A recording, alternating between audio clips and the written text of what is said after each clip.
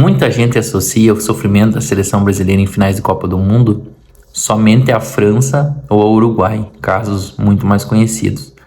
Mas tem uma seleção que também fez o Brasil dar uma sofrida numa final de Copa do Mundo e eu vou te mostrar qual é.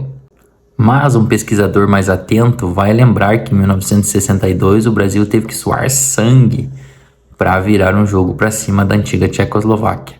E é da descendente dessa Tchecoslováquia, a República Tcheca, que a gente vai falar no vídeo de hoje.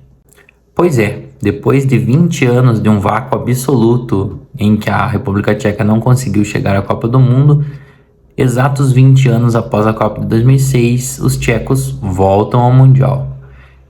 Mas não vamos esperar aquela seleção com futebol mais técnico. Peter Cech, Nedved, Rosicky, como diria no videogame, lembra?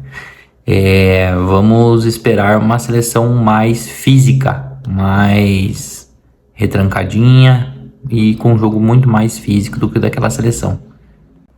É um time que chega nessa Copa do Mundo vindo da repescagem europeia, né?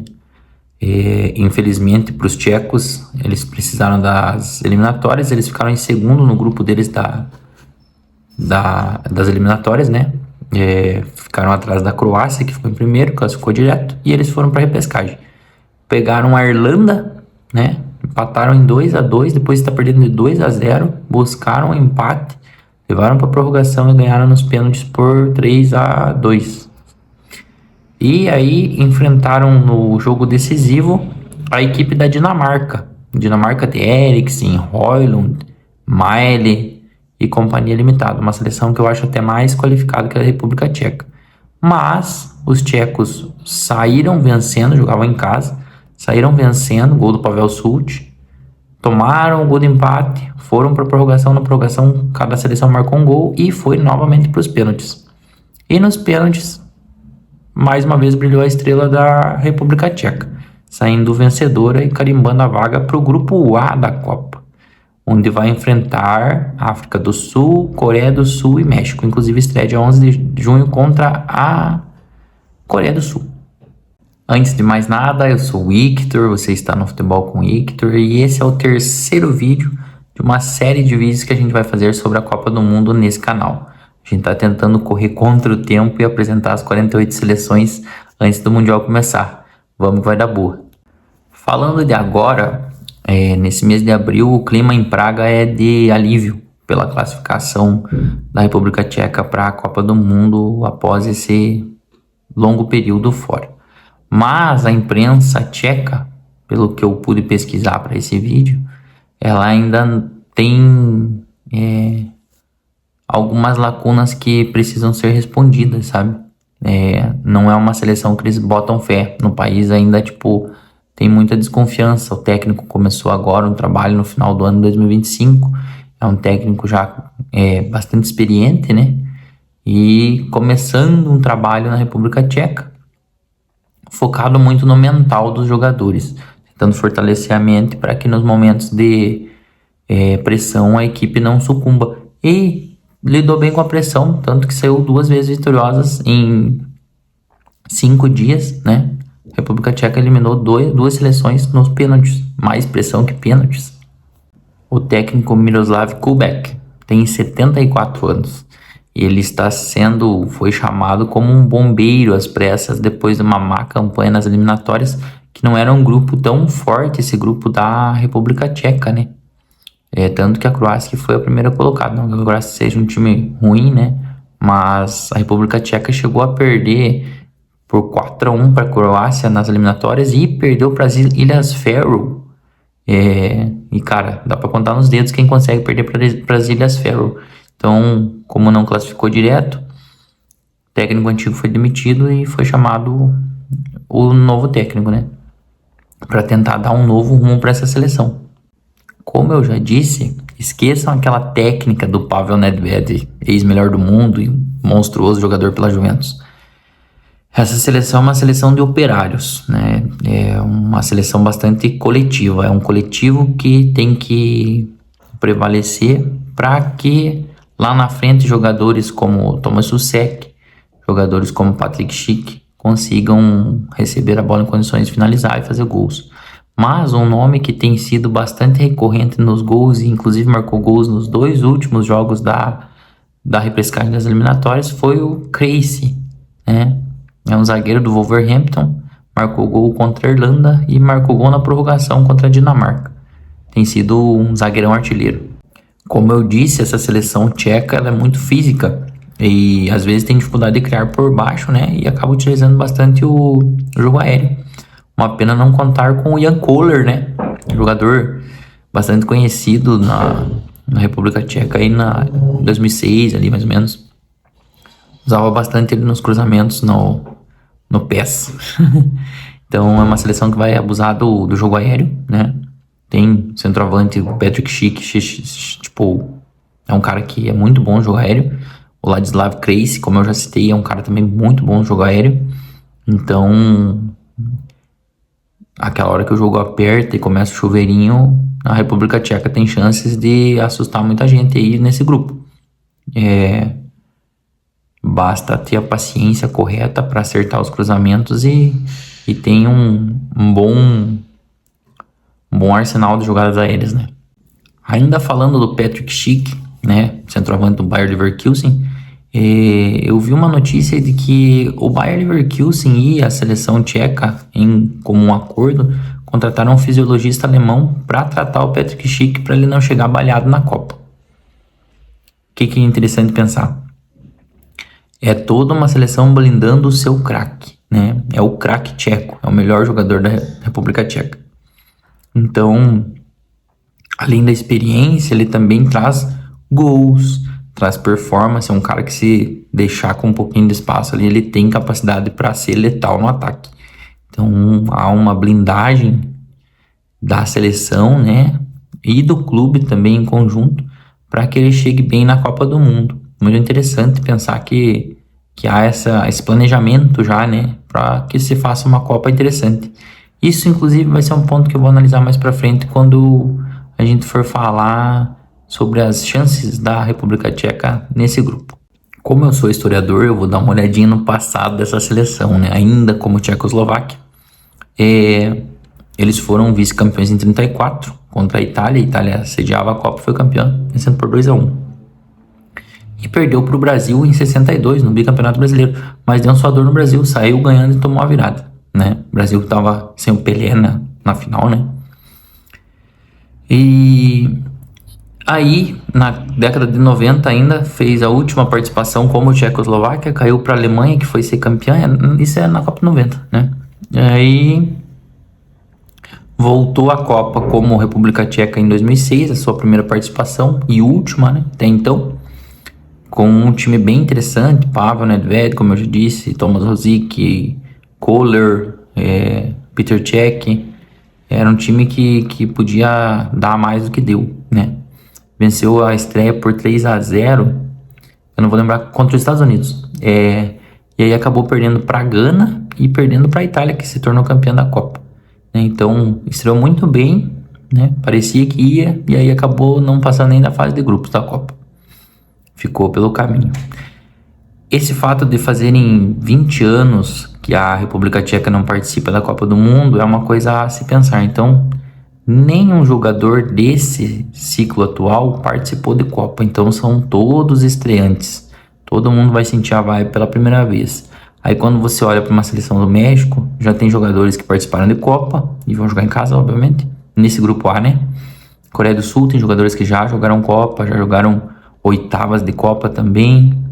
A África do Sul é que fica pelo caminho nessa questão. Então, a África do Sul e República Tcheca são as duas seleções que ainda mantêm jogadores que não foram atuantes em Copas do Mundo até essa Copa de 2026, né?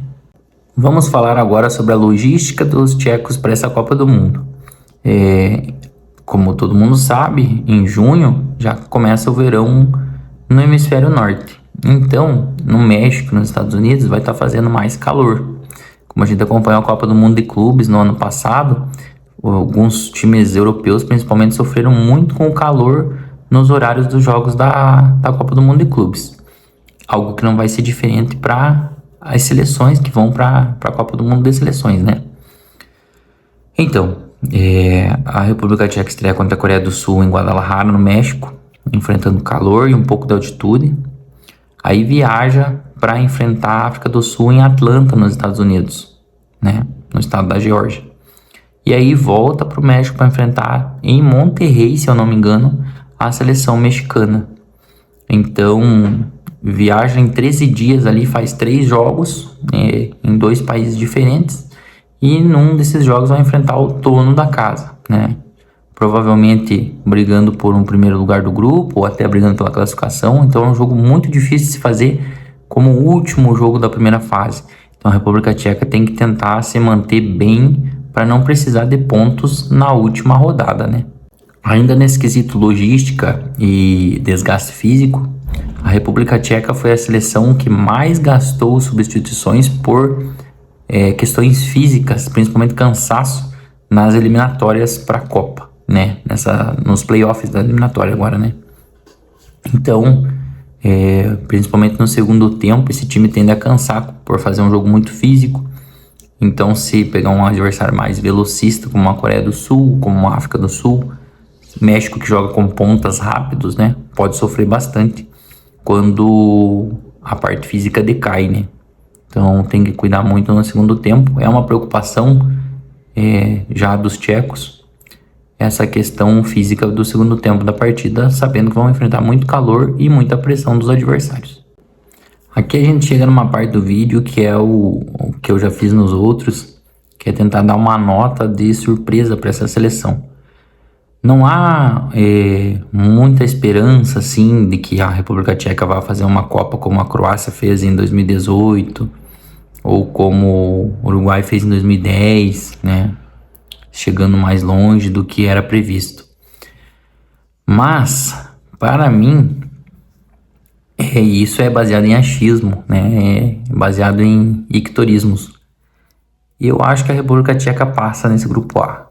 Para mim, eu não consigo ver quem que cai, mas eu acho que esse grupo é bem equilibrado, sabe? Então, se a República Tcheca acertar esse meio campo mais físico, conseguir municiar o Patrick Schick, o próprio Ladislav Krejci for bom no jogo aéreo como ele tem sido, tem o Pavel Such que joga lá no Lyon com o Karabekh, né? Adam Karabekh. Então, é uma seleção que tem nomes que estão acostumados a jogos em um nível mais alto, sabe? Jogam em várias ligas, espalhados por várias ligas da Europa, né? Então, eu acredito que possa ser uma seleção que venha a surpreender, não. Que eu acho que não seria uma surpresa ele passar nesse grupo A. Eu li muita coisa de que a República Tcheca seria o time eliminado desse grupo, mas é uma aposta que eu tenho, é um sentimento que eu tenho sobre. Eu acho que a República Tcheca tende a passar nesse grupo. E aí a outra fase fica muito difícil, né? Porque afunila, e se você se classifica mal, você pega seleções fortes. Mas eu acho que da fase inicial, a República Tcheca passa. Então a minha nota para que esse time passe de fase é uma nota alta, né? Eu acho que passa de fase, mas não passa para as oitavas. Fica na próxima fase ali. Claro que isso a gente vai conseguir ter mais ideia durante a Copa, né? E durante a Copa, não esqueça que aqui nesse canal a gente vai ter vídeos diários sobre a atualização do que aconteceu no dia da Copa, né?